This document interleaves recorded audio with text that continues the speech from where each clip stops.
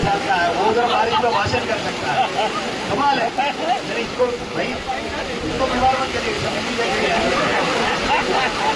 ये तो मैं देखा कि सारा ये भाषण कब से करने लगा, तो बाद में समझ में आया कि रत्नगिरी आरआर के सामने तो दिल्ली अंदर है तो भाषण करेगा। अच्छी बात है, कोई बात नहीं, पकड़े रखिए। जब मैं आ गया, मैं देखा कि सारे लोग बैनर लेके आरआर ऑफिस के सामने खड़े हो गए, तो बोला कि अरे जनरल सेक्रेटरी आ रहा है तो अपन इधर ब्लॉक करेंगे। गलत काम। मैं लोगों को बोला कि वहां मत, बारिश में खड़ा हो जाएगा हम लोग। उसका दो कारण है। एक तो अगर किसी को 6 बजे ड्यूटी खत्म होने के बाद घर जाना होगा, उसको रोकना ठीक नहीं है ना। तो अगर वहां अगर आप बैनर लेके खड़ा होगा तो इसका मतलब आप लोगों को जबरदस्ती मीटिंग में भागीदारी कराना है। उसकी जरूरत नहीं है, रेलवे मजदूर यूनियन को नहीं है। जैसे कि कुमार ने बहुत सारे बातें किए, हमको कोई पागल कुत्ते ने नहीं कहा इधर बारिश में खड़ा होकर बात करने के लिए। हमको लग रहा कि कहीं कोंकण रेलवे प्रशासन अपने आप को कोई अलग तो नहीं समझ रहा है। अगर अलग समझ रहा तो उनको ठिकाने पे लाने की जवाबदारी लाल झंडे की है, वो हम लोग करेंगे। मैं आपको कहता हूँ बहुत सारे काम किया, जो कर रहा है उसके लिए धन्यवाद। लेकिन कहीं कहीं कुछ जगह मुझे लगा कि कुछ लोगों में अहंकार है, बात करने को तैयार नहीं। हमारा कोई पदाधिकारी बात करेगा तो उनको ऐसा लगता है कि हम ही बड़ा पहलवान है, मानने को तैयार नहीं। जो नियम के अंतर्गत जो चीज है, जो देना चाहिए, अगर कोंकण रेलवे प्रशासन कहेगा कि मेरे पास पैसा नहीं है, मैंने मान लिया आपके पास पैसा नहीं है, कर्मचारियों को देने के लिए पैसा नहीं है, एमएसपी करने के लिए पैसा नहीं है, जो 2003 के अंदर दिसंबर 22 तारीख से पहले जो नोटिफिकेशन हुआ, 2004 में भर्ती हुए लोगों को ओपीएस बनाने के लिए पैसा नहीं है, ये ना बहुत सारी चीजों के लिए आपके पास पैसा नहीं है, तो ये एक बहुत बड़ा समस्या है। फिर अधिकारियों का पदोन्नति करके उनको आईएएस और तनख्वाह देने के लिए पैसा है? पैसा नहीं है। अगर कोंकण रेलवे प्रशासन अगर कहता है पैसा नहीं है कर्मचारियों को बात को पूरा करने के लिए, तो अधिकारियों का भी प्रमोशन रोकना पड़ेगा। अधिकारियों का भी जो आईएएस देने वाली बात को रोकना पड़ेगा। मैं आपको कहना चाहता हूँ, कहने के लिए बहुत सारी चीजों में नहीं जाना चाहता, लेकिन कोंकण रेलवे की आरआर अंदर बैठा होगा, सीनियर आरएन अंदर बैठा होगा, खास करके सीनियर आरएन की बात कर रहा हूं। जो इंजीनियरिंग की ऐसी परिस्थिति है, जो कोंकण रेलवे के अंदर पटरी की ऐसी परिस्थिति है, अगर गाड़ी चल रहा है तो ऊपर वाले की मेहरबानी पे गाड़ी चल रहा है। मैं आपको कहना चाहता हूं, कोई मरम्मत सही ढंग से नहीं हो रहा, कोई ब्लॉक नहीं मिल रहा। इसकी जवाबदार कौन? तो कोंकण रेलवे की प्रशासन जवाबदार नहीं है। जो सब गाड़ी चलाना, कोंकण रेलवे के अंदर मेरठ गाड़ियों में, जो पैसेंजर गाड़ियों में यात्रा करना हुआ, क्योंकि मैंने कुछ काम के लिए मैं कुछ दिन पहले गया तो मेरा गाड़ी, जो दुरंतो गाड़ी 9 घंटा 10 घंटा ले ही चल रहा, क्यों? लोगों से पूछा तो बोला कि मालगाड़ी इतना खड़ा, पूरा टोकुर से लेके लोग कोलार तक पूरी मालगाड़ी खड़ा है। मालगाड़ी क्यों खड़ा है? मालगाड़ी क्यों बजट लगाना चाहता? अच्छा, अच्छी बात है, कोई खराब बात नहीं है। कोंकण रेलवे को मुनाफा चाहिए, मालगाड़ी चलाने की जरूरत है, चलाइए, हम भी साथ देंगे। लेकिन इसका अर्थ यह नहीं केवल मालगाड़ी चलाते रहेंगे, मेहनत तो गाड़ियों को रिलाय कराएंगे, साथ साथ में हमारे कर्मचारियों को जो पैसा देने वाली बात नहीं करेंगे।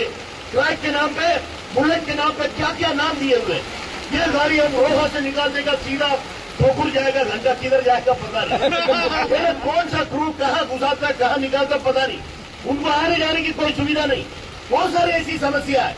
तो मुझे ऐसा लगता है कोंकण रेलवे की पटरी का मरम्मत कराने के लिए भी लाल झंडे के यूनियन को मैदान में आने की जरूरत पड़ रहा है। मैं आपको कहना चाह रहा हूँ, इंजीनियरिंग वालों को काम करने के लिए ब्लॉक नहीं मिल रहा है। ब्लॉक देने की जवाबदारी किसका? नेशनल मजदूर यूनियन की जवाबदारी है? नहीं, ब्लॉक नहीं मिल रहा। बताओ, ब्लॉक नहीं मिल रहा, ब्लॉक देने को तैयार नहीं, मालगाड़ी भगाना है। अरे मालगाड़ी कब तक भगाओगे? आज की कंडीशन ऐसा, मैं सच कह रहा हूँ, मैं किसी दूसरे रेलवे के किसी 2-4 लोगों को घुमा, इसके अंदर इंजीनियरिंग की कंडीशन बहुत खराब है। सीनियर आरएन नहीं कहेगा, वो डरेगा। कोई पीडब्ल्यूडी नहीं कहेगा, वो डरेगा। इंजीनियरिंग के अंदर काम करने वाला कर्मचारी डरेगा, वो नहीं कहेगा। लेकिन सत्य परिस्थिति ऐसा है, कोंकण रेलवे के अंदर पटरी की हालत खराब है। कोई किसी ने उसके तरफ देख नहीं रहा। सब गाड़ी चलाने के चक्कर में, कोंकण रेलवे में मुनाफा चाहिए, मालगाड़ी चलाओ, मुनाफा कमाओ तो मुनाफा दिखाओ, फिर कर्जा मिलेगा। इसके चक्कर में, कर्जा लेने के चक्कर में मुनाफा दिखाना है। जब आपके पास मुनाफा है, कर्मचारियों का आईएएस की बात कर रहे हो तो वो देने के लिए नहीं है, एमएसपी का देने के लिए है, नहीं है। आपके पास एक तरफ मुनाफा है, देने को तैयार नहीं। लेकिन ये बड़ा खतरनाक स्थिति है। मैं आपको कहना चाहता हूँ, मैं ज्यादा लंबा विषयों में नहीं आना चाहता, लेकिन 10 तारीख को जो नोटिस दिया, कोई मजाक करने के लिए नहीं, मजाक करने के लिए दिया क्या? तो क्या करने का है? जाम करेगा, क्या करने का? रेल का चक्का जाम करेगा, करोगे? रेल का चक्का जाम करोगे, करोगे? रेल का चक्का जाम करोगे। ये वाला चक्का जाम करेगा, अंदर वाला लिखने वाला सोचा हम क्या जाम करेगा।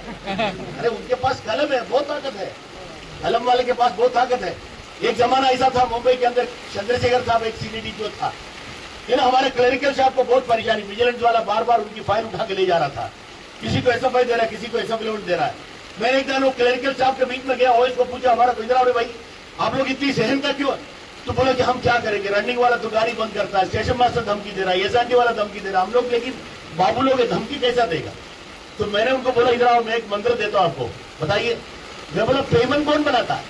ये भाई लोग जो जंगम साहब हंस रहा है, ये 1-1 लाख 1.5 लाख रुपया पेमेंट लेगा, उसके लिए थंगा बनाने वाले कौन है? अरे कौन है रे भाई?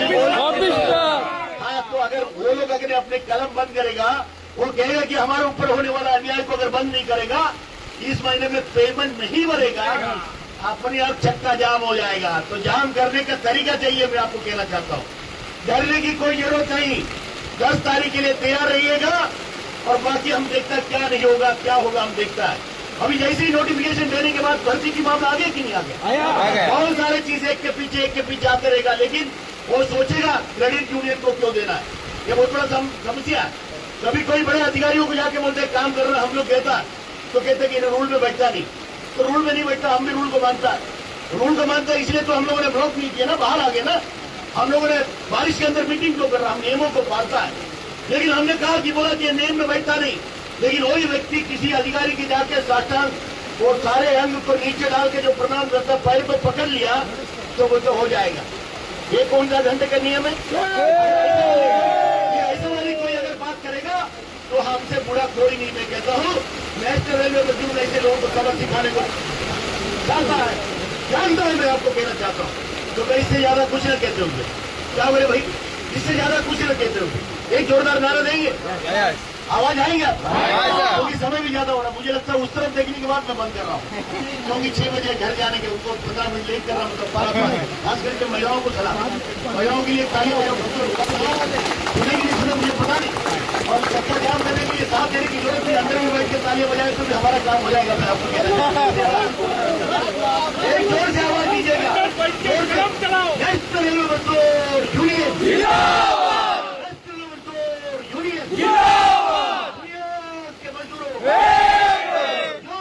जो न मिली मजदूर की माँ, होगा जाम, जो न मिली मजदूर की माँ, रेल का चक्का होगा जाम, क्या करेगा? हम करेगा, हम करेगा, क्या करोगे? रेल का चक्का जाम करेगा, कौन करेगा? हम करेगा, कौन करेगा? हम करेगा। मेरे पोते की बोलता हम करेगा,